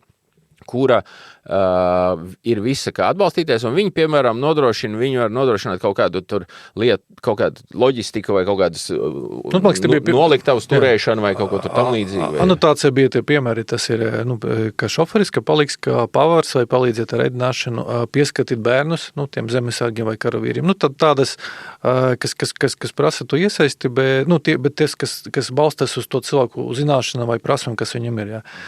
Nav paredzēts piemācīt viņus, nezinu, spridzināt vai kaut kādas pretošanas darbības. Jā, tā kā drīzāk cilvēks nāk ar savām spējām zināšanām, palīdz zemesārdzēji attīstot viņu spējas, skatāmies, kā būs uz to, vai būs viņam papildus uzdevumi vai status tā militāra apdraudējuma gadījumā. Jo tam cilvēkam ir vajadzīgs status. Ja viņš vienkārši skraidīs bez skaidrām atšķirības, bez zīmēm, bez formas, tas arī nav ok. Un te es gribu atgādināt, ka sarunā ar bijušo aizsardzības ministru Sprūdu parādījās šī lieta, un tur bija ne tikai sarunā, bet arī vēstulē ir tā, ka Latvijas mednieku savienība, kas izdabūja cauri šo te status, ka tā biedrība drīkst būt zemesardzes atbalstītājs, ka tur bija skaidri un gaiši norādīts, ka tas atbalsts notiks bez ieročiem. Tādā ziņā, ka tie mednieki varēs iet vārīt putru un nevis tur paņemt savus plintus un braukt un kaut ko šaut. Tas ir šobrīd tā ir. Ja? Kā tas būs uz priekšu, nezinu. Vai tu esi kaut ko dzirdējis, tur kaut kas kustās vispār? Kā minēju, tad tiek strādāts pie tiem noteikumiem, ka mēs redzam arī izsludināts konkursu uz zemesardzi tieši amats, kas ir strādās ar tiem zemesardzes atbalstītājiem, jā, tā kā, cilvēks ir tāds izsludināts, jā, tā kā, man liekas, atkārtoti pat izsludināts. Tur tā kā civilistam tas amats domāts? Jā. Okay. Jo, ja tas atmēks, ka NBS un zemesardze ir ļoti daudz arī civilu amatu, nav jādomā, ka tur pilnīgi viss forma, tur ļoti daudz civili darbinieki, militāri darbinieki, līdz ar to šis arī viens no tiem amatiem, kur cilvēks varētu pildīt. Bet otrā, cik sapratu, arī zemesardzes komandieru nodoms tieši vēl strādāt ar diasporu, jo mums ir tiešām ļoti daudz cilvēks ārvalstis, līdz ar to viens efforts, ka viņi tieši mēģina, to mēs pēc tam varam kā grupu izrunāt diasporu, bet strādāt ar diasporu tieši viņu atbalstu kā zemesardzes atbalstītāji. Bet kā viņi vārīs to putru, es nesaprotu, ko ir tās piemērs no Igaunijas Kaļcelina un no lietuviešiem, ka viņi ļoti daudz ko ziedo, dot kaut kādā veidā. Tādā ziņā, atkal mēs runājam par leģitimizēt to, ka cilvēki vēlās kaut kā palīdzēt, lai nav tā, ka tu pieņem dāvanu un tu daboni pa korupciju sēdēt, jo tu paņēmi no tā onkulis atbrauca traktoru, tev kaut ko tur nopļāva, ja, un tagad kā to noformēt saucās, ja? Pat viņš neprasīja naudu, vienkārši, kas tas tāds bija. Ja? Labi. Tik tālu es saprotu. Tu pieskāries pats diasporai. Pāris vārdos par diasporu. Kā uz diasporu attiecās, un te mēs droši vien nokļūstam līdz tam pilsonības jautājumiem, viss šis, ko mēs agrāk runājam. Labi, kritiskā infrastruktūra uz viņiem neatiecās, jo viņi visi dzīvo tur un tātad nestrādā šajos, bet par mobilizācijas likumu, es nezinu, ceļošanu, kas vēl tur?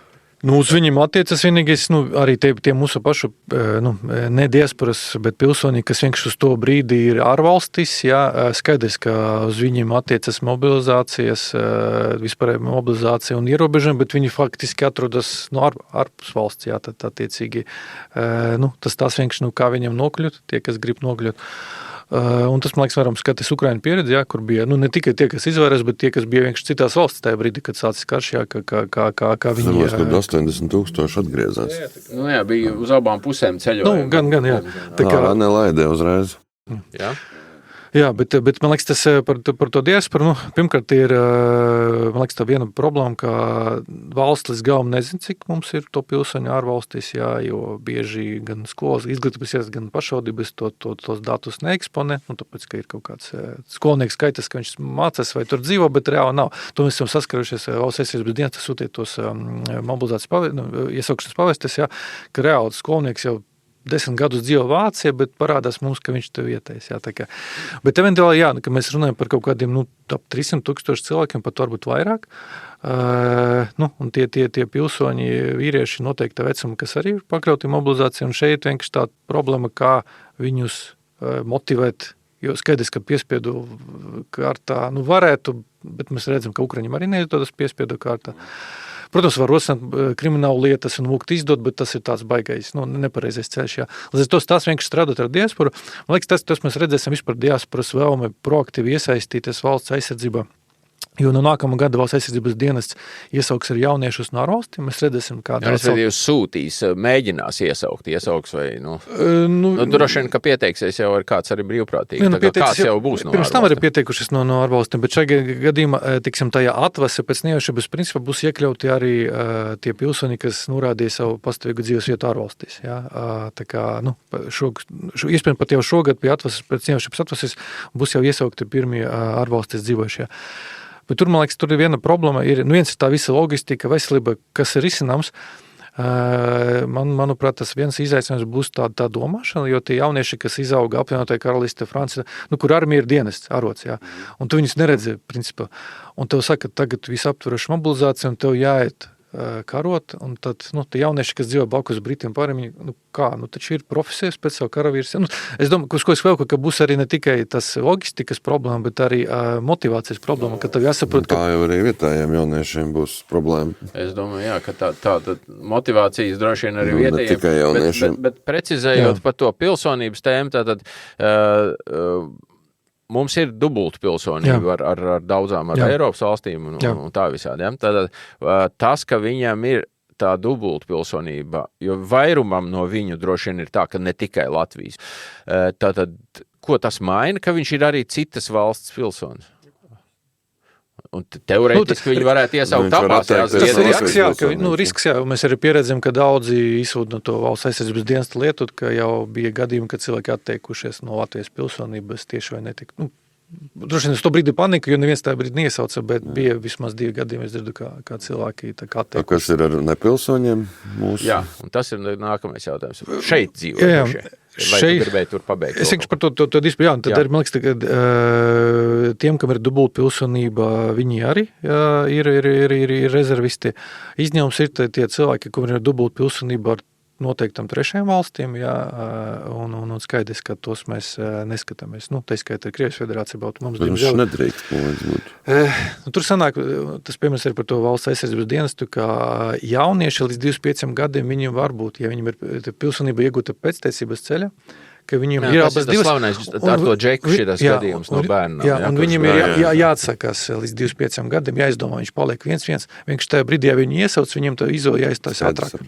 Jā, bet mēs runājam tikai par tiem, kas saka, dubult pilsoņiem ar draudzīgiem valstīm. Jā, bet tātad vēlreiz par to, ko Reinis tikko jautāja par mūsu pašu tātad tā sauktiem nepilsoņiem un šeit dzīvojušiem Krievijas pilsoņiem. Attiecīgi, nepilsoņiem skaidrs, ka viņi nav mobilizācijas rezerve bruņotajos spēkos, bet mobilizācijas likums, viņš runa par iedzīvotājiem, respektīvi, es varētu tulkotu, ka nepilsoņus varētu iesaistīt civilās aizsardzības pasākums, respektīvi, rakt tranšējas vai aizsargātu ēkas. Bet armijā viņus nemaz nedrīkst pēc likuma? Nedrīkst. Pat ja viņš te ir dzimis un viņam ir iespēja naturalizēties, tā kā es domāju, tas... Nē, ja viņš grib, tagad viņam kā reiz varbūt mazāk gribēšana daudziem. Tā kā, tas notiek, jā. Savukārt trešo valstu pilsoņi, kas ir šeit uz to brīdi atrodas, skaidrs, ka viņi nav pakļauti mobilizācijai, viņu īpašums varētu tikt rekvizēts. Bet, šis tātad internēšana vai īpašumu rekvizēšana, piemēram, Krievijas pilsoņiem, tas jau ir likumos kaut kāds pamatiņš tam ir, vai tā? Tas ir mobilizācijas likums, viņš runa par visiem, kas uzturas Latvijas to brīdi, gan juridiskas, gan fiziskas personas, un tas īpašums varētu tikt mobilizēts, pēc tam, protams, kompensēt, atbilstoši tai specifai komisijai, kas tā kā, tas tā kā nav atņemt, bet tas ir uz to brīdī paņemt. Primāri runa iet par kaut kādiem transporta līdzekļiem. Tas ir, kas visvairāk vajadzīgs armija ir. To es zinu, jā. Transports. Bet, respektīvi, to drīkst darīt. Tas jau tagad neskaitītos nekāds, nav nekas jauns jāizdomā. Jā, juridiskas personas, kas droši nav atrunāts publiskas personas, respektīvi, ja tas ir vēstniecības īpašums pareizi, tas ir, bet juridiskam personam es neredzu problēmu, kāpēc mēs nevaram. Un privātpersonām? Tas pats. Jā, tad piemēram, Krievijas pilsoņiem mašīnu varam atņemt, bet iesaukt nevaram. Dzīvokli? Diez vai, ja nu vienīgi uz laiku, bet tad jāpamanto, jo mēs nevaram arī tādu taisīt tā kā pilnīgu patvaļu, jo, ja tas ir... Viņi mums var ar aiztēm šaut, mēs viņam patvaļu nevaram. Mēs esam citā pusi, vai ne? Bet, ja, piemēram, tas kaut kāds īpašums, kas ir pierobeža, un viņš tiešām strategiski svarīgs bruņotajiem spēkiem priekš pozīcijas izveidošanas, teorētiski varētu arī to īpašumu pārņemt vajadzību. Labi, un... Okay. Cerams, ka to arī kaut kādā veidā izmantos. Tur es domāju, ka... Kā Ukrainā bija? Vai tur, kura interesē īpašuma tiesības, kad tev ir iet karš pāri ciematam. Tajā mājā, kur tev vajag. Rietumu Ukrainā kaut kādam tur. Tur bija Krievijas pilsoņiem īpašumu un tam līdzīgi. Tu nezini, viņi tikko bija, kad šitais Ļebeģevs dzīvoklis Kijevā pārdots izsolē. Viņiem tur rekvizēja. Jā, labi. Tas priecē. Jā, bet runāju par to izceļošanu, es paliem neredzu, kā teiksim, trešu valstu pilsoņiem ļautu izceļot no šeienes. Ierobežojums ir mūsu pašu pilsoņiem, jā, tas ir mobilizācijas rezerve, bet gan sabiedrotu valstu pilsoņiem, gan trešu valstu pilsoņiem, tad viņi drīkst un... Man liekas, arī Ukraina neliedza viņiem izceļot. Neliedz, protams. Tur bija viens gadījums, es atceros, kā viņas puisis tur histēriski raudāja, viņam bija dubult pilsonība Ukrainas un Spānijas laikam. Viņš tur raudāja, ka viņu nelaiž ārā, viņš jau tur 10 gadu Spānijā dzīvojot, un nav vairs viņam nesot nekādu sakaru, un lai laiž viņu ārā, protams, neizlaid. Ja tu runā par tiem Krievijas, Baltkrievijas pilsoņiem, paskat, mums ir arī milzīgā šeit sāk veidoties diasporā, no Azijas valstīm, jā, tad attiecīgi tas arī stāsts, ko tie 20, 30, 40 tūkstoši, cik ir, tad vai labāk izceļo nekā mums te. Bet mūsdienās pastāv kaut kāda tāda lieta, kā kaut kāda iedzīvotāju grupu likumīgā sapulcēšana, nesauksim to pa koncentrācijas nometnēm, bet pa filtrācijas nometnēm un tam līdzīgi. Kaut ko tādu vispār mūsdienās neviens vairs nedara, jā, tas? Legāli nē, es domāju, tas. Balkānu karš bija pēdējais, ka viņi tur kaut ko tādu izpildīja, un tas neskaitījās smuki, ja nevienā pusē. Ukrainā arī bija. Bija? Kas bija? No Krievu pusē. No Krievu pusē, tā labi, tā okupācijas karaspēks dara, ko viņš grib, jā, mēs vienkārši kā mēs aizsargājamies, cik mums ir jābūt ar tādiem baltiem cimdiem, vai cik mēs varam preventīvi, tā teikt, tur. Likums, tas kaut kāds taktiskais advantage, ko mēs iegūtu ar tādu lietu, viņš ilgtermiņā atspēlētos, jo vienkārši mums ir jāpārdot visu laiku arī sabiedrotiem, ka mēs esam citādākie, un katrs tāds gadījums, pat ja mums tur taktiski tas palīdzē, ilgtermiņā tas mums vienkārši apgrūtinās. Okay. Labi, pieņemsim, es par šito varētu bišķi pastrīdēs, bet labi. Un varbūt pēdējā lieta, kas, ja mēs tik tālu esam aizrunājušies, vai tu vari 2 vārdos noraksturot, kādas ir papildus tiesības bruņotajiem spēkiem izņēmuma stāvokļa gadījumā, tātad attiecībā iekšpusē uzvesties, darīt, kādam likt kaut ko darīt, aizliegt kaut ko darīt un tam līdzīgi? Tas ir svarīgi. Tātad tajā brīdī visi saprot, ka tagad te ir karš un te armija kaut ko nosaka. Ko armija pēc mūsu likumiem drīkst noteikt, ko nedrīkst, kur viņas iespējas beidzās? Man liekas, tā konstrukcija, kas ir izņēmusi stāvokļa likumu, jā, ka par apdraudējumu pārvarēšanu var noteikt, tur nav minēta tieši aizsardzības ministra vai NBS, bet kā atbildīga institūcija, kur ir tie virkni unikāli pilnvaru, tā izskaita, piemēram, anulēt kaut kādas licences. Šai gadījumā atņemt, ieroču atļaujas kaut kādai pilsoņu grupai, vai arī piešķirt, jā, tas tās par automātiem, jā. Tā kā likums ļauj daudz ko darīt, bet skaidrs, ka tas tam visam ir jābūt tam pamatojumam, kāpēc tas vajadzīgs. Bet tieši par bruņoto spēku, viņa unikālu un pilnvaram tiesībām, ja nekas baigi nemainās. Jā, tas viss spēku pilotošanas noteikumi, kas ir starptautiskā operācija Rionas vai šeit, viņi jau nemainās. Jā, tad attiecīgi viņam jāievēro gan tas konvencijas, gan tie pamatprincipi, kas nāk klāt, ir tas papildus tiesības, ierobežot pārvietošanas, piemēram, mēs slēdzam tos ceļus, tāpēc, ka viņš ir vajadzīgs kaut kāda. Bet, restīvi, jo Ukrainā ir tur katrā tie apgabalā ir tas kara komandants, ja? Tad mums ir tāda sistēma paredzēta, nav, ne? Nav, viņi valsts prezidents iecēlā viņiem tos militāras administrācijas vadītājus, tās visas pašvaldības ar dažādiem nolūkiem. Tā skaita dažas pašvaldības tie domas deputāti pazuda, un tad vai nodrošināt kontinuitāti, ka tas otrkārt, viņiem bija pārsvarā visiem bija kaut kāds militārās zināšanas, viņi zināja, ko darīt, un viņi arī komunicēja ar vietējiem bataljoniem, garnizoniem, viņi veidoja tieši to aizsardzību. Viņi arī komunicēja ar pašvaldību, vai pašvaldību var apkalpot militārās vajadzības. Tur sanāk, ka pašvaldības vadītājs turpina to pārvaldīt, un tad militāris vadītājs viņš tur atbildīgs par to aizsardzības operāciju. Protams, ļoti daudz, kas pārkvēs, īpaši mēs redzam Kijevā, ka tur mūžīgi strīdas mērs ar militāras administrācijas vadītāju. Mums tādas sistēmas nav, tas, kas pašvaldība paliem vadītājiem arī būtu jāturpina darboties tā. Protams, ir tas iespējas viņus nomainīt. Tāpēc viņam vajag to pielaidots noslēpumam tagad. Jā, bet pielaida viens, bet tās spējas, es iztēlojos, ka tā varētu būt šausmīgi šaurā vieta, jo ļoti daudz tie cilvēki ir, tas, man liekas, arī ar 1. janvāru visas pašvaldības bija jānozīmē atbildīgas par krīzes pārvaldību, tā kā krīzes cilvēks. Pašas pašvaldības darbinieks. Katrai pašvaldībām bija jāizveido, dažas izveidoja, dažas formāli vienkārši tam cilvēkam uzlika vēl vienu cepuri. Tas tā kā atbildīgai pagunsdrošība. Tu būsi. Bet mums tas fokus ir to, ka pašvaldība var radīt tas kaut kāds organiskas spējas, ka viņi spēja darboties arī tādā apdraudējuma gadījumā. Un šitas ir klausītājiem svarīgi.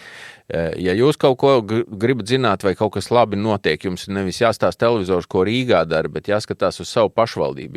Jāredz, vai tā ir kaut kādas aktivitātes, vai viņi tur kaut ko dara, viņi tur kaut kāds plakāts taisa, viņiem ir kaut kādas tur aktivitātes, kaut kādas tikšanās, apmācības, brauc kaut kādi cilvēki kaut ko stāstīt. Ja pašvaldība kaut ko tādu nodarbojas, tad iespējams tur kāds par kaut ko domā, un iespējams, ka tur ir kāds cilvēks, kas zina, ko darīt tajā brīdī.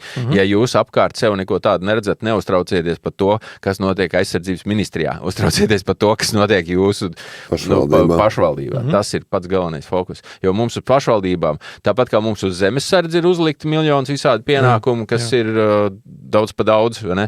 Tāpat arī uz pašvaldībām visticamāk mums ir uzlikt pienākumu, bet viņi pat saprot, tu var uzlikt vai neuzlikt, bet tas ir dabīgā lietu kārtība. Tev nekā savādāk nevar būt. Pirmā ir un būs pašvaldība. Jā, bet tad būs tie komandanti. Saprot, jo tā ideja tāda, ja tajā brīdī sākās, tagad tās pašvaldības tam vadītājiem tagad ir jāsaprot, ko tas, kas te notiek, ko tas nozīmē arī militāri. Kāpēc es vispār šito daru?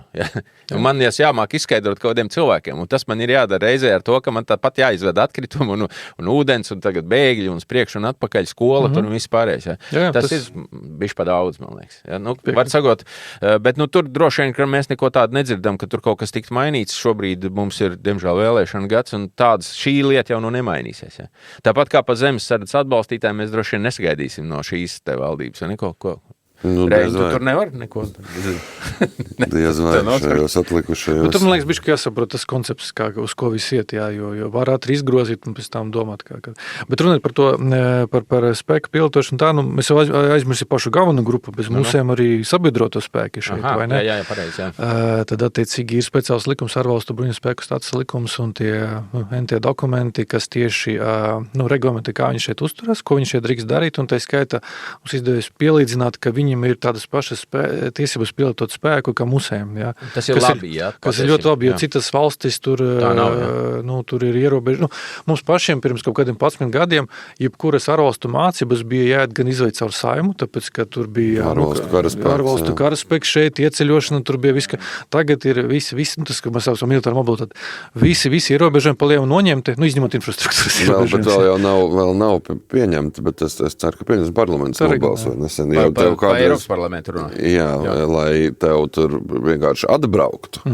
Vajag 45 dienas saskaņojot visus papīrus, jo tev parastā satiksme Eiropā ir bez robežām un transports. Militārā nē, tur uz katras robežas muitas procedūras. Jā. Tāpēc, ka viņi redz to nevis tā, ka tu tanku ievad, bet tanks maksā tik un tik, tad tu importi mantu, un tu pēkšņi, cik tev, ļoti sarežģīti tas viss militārs mobilitātes pasākums gāja. Un mums, protams, galvenā problēma nevis mēs, bet Polija, Vācija, kur bija tie ierobežojumi. Mēs, kā valsts, mēs, man liekas, arī pat esam atveruši gan sauszemes, jūras un gaisa robežu, ja sabiedrot spēki var šeit ielietot bez kaut kādām diplomatiskām atļaujām. Agrāk arī bija caur ārlietu ministriju diplomatiskā atļaujā, kanādieši ielido, stāsts, ja viņi šeit lido, tad viņam tas ir vajadzīgs, tas ir daļa no viņa kaut kas. Tas militārais Schengens. Jā, tā kā to mēs esam atveruši to, bet, protams, mēs esam atkarīgi no Vācijas, jo tāpat visa kustība nāks ar to pusi. Katrā ziņā paldies, Vitālij, man bija interesanti sakārtot galvā nedaudz šo, un es ļoti ceru, ka arī kādam klausītājiem, kurš visu šo te stundu ar Astīti ir pavadījis klausoties, varbūt noderīgi vai vismaz, galīgi saka, palīdzēt tagad saprast, tad ko man tagad darīt? Jā, man tur tās biļetes skatīties, meklēt jau laicīgi vai tomēr kaut ko pamēģināt pagatavoties. Un nebūs jau tā, ka galīgi nebūs ne laiks nekas izdomāt, jā, bet ja jūs galīgi nebūsiet nebūs laiks baigi izdomāt. Tādā ziņā bēgt vai nebēgt. Kaut kāda diena jau būs, ja? 2 vai 3. Jā, varbūt. Cerams, cerams, ka nekad nebūs nekas. Bet... Jā, bet labāk jau tagad izdomēt, kur jūs esat, pajautājiet savam darbdevējam un varbūt izdarīt kaut ko tādu, lai jums tajā apjukuma brīdī būtu skaidrs, tas baigi palīdz. Tas varbūt visu neizšķir, bet palīdz, ka tu zini kaut kādu savu vietu, ka tu ej pie kaut kā un kaut ko tajā brīdī dari, nevis sēdi un mūs vaļā un gaidi no citiem, ko tev pateiks. Ja? Pat, ja tu esi brīvprātīgais vai vienalga kaut kādā biedrībā vai kur, tad tu vismaz zinās pirmās dienas, ko darīt, un pēc tam jau sapratīs, ja, kā tas iegrib. Man liekas, man pēc komentārs, tas ļoti daudz runā. Es tagad ne, bet kara vai, ka es atnākšu, kaut ko darīšu. Tas vienkārši nebūs iespējas ar tevi. Neviens ar tevi nevarēs strādāt. Tāds, kāds tu esi tagad. Jā, un tas ļoti tieši tā, kāds esi tagad, tas labākās zināšanas, ko var iegūt vakar, un tas, man liekas, tādā atrunāšanas, tas ir līdzīgi, ka, es no pirmdienas sākšu sportot, vai pēc tam no nākamās, no 1. janvāra, vai ne? Tur ir ļoti, vienkārši, kā Ukraiņa teica, laikam, ja tu izdzīvo, ka tev iemet tādu nesagatavotu, tur tu izdzīvo, laikam, ja tu 5 dienas izdzīvo, tad... Jā, bet mēs varam tu vari bišķi ietaupīt. Ja tev iemet kaut cik sagatavota, tas ir 10 dienas. Varbūt, ka tev ir... Nē, tur vienkārši tas princips, ja tev iemet nesagatavot, tad tu, tā kā izmest no ūdens, ja tu izpeldēs vai nē, ja? Bet labāk ir tomēr iemācīties peldēt. Jā, un tad skatīties, jā. Lielāks iespējas. Labi, paldies, Vitālij, un gan jau, ka nav pēdējā reize, un man tiešām bija interesanti un noderīgi, un es domāju, ka Reinis arī atbalsta pievienojas. Ja? Paldies. Jā. Prieks, ka noklausījies raidījumu līdz galam, un ja tas, ko dzirdēji, tev šķiet vērtīgs un atbalstāms, es aicinu tevi ziedot paša izvēlētu summu raidījuma stiprināšanai. Saiti uz ziedojumu Buy Me a Coffee atradīsi sērijas aprakstā un mūsu mājaslapā. Paldies, ka klausies, un tiekamies jau drīz nākamajā sērijā.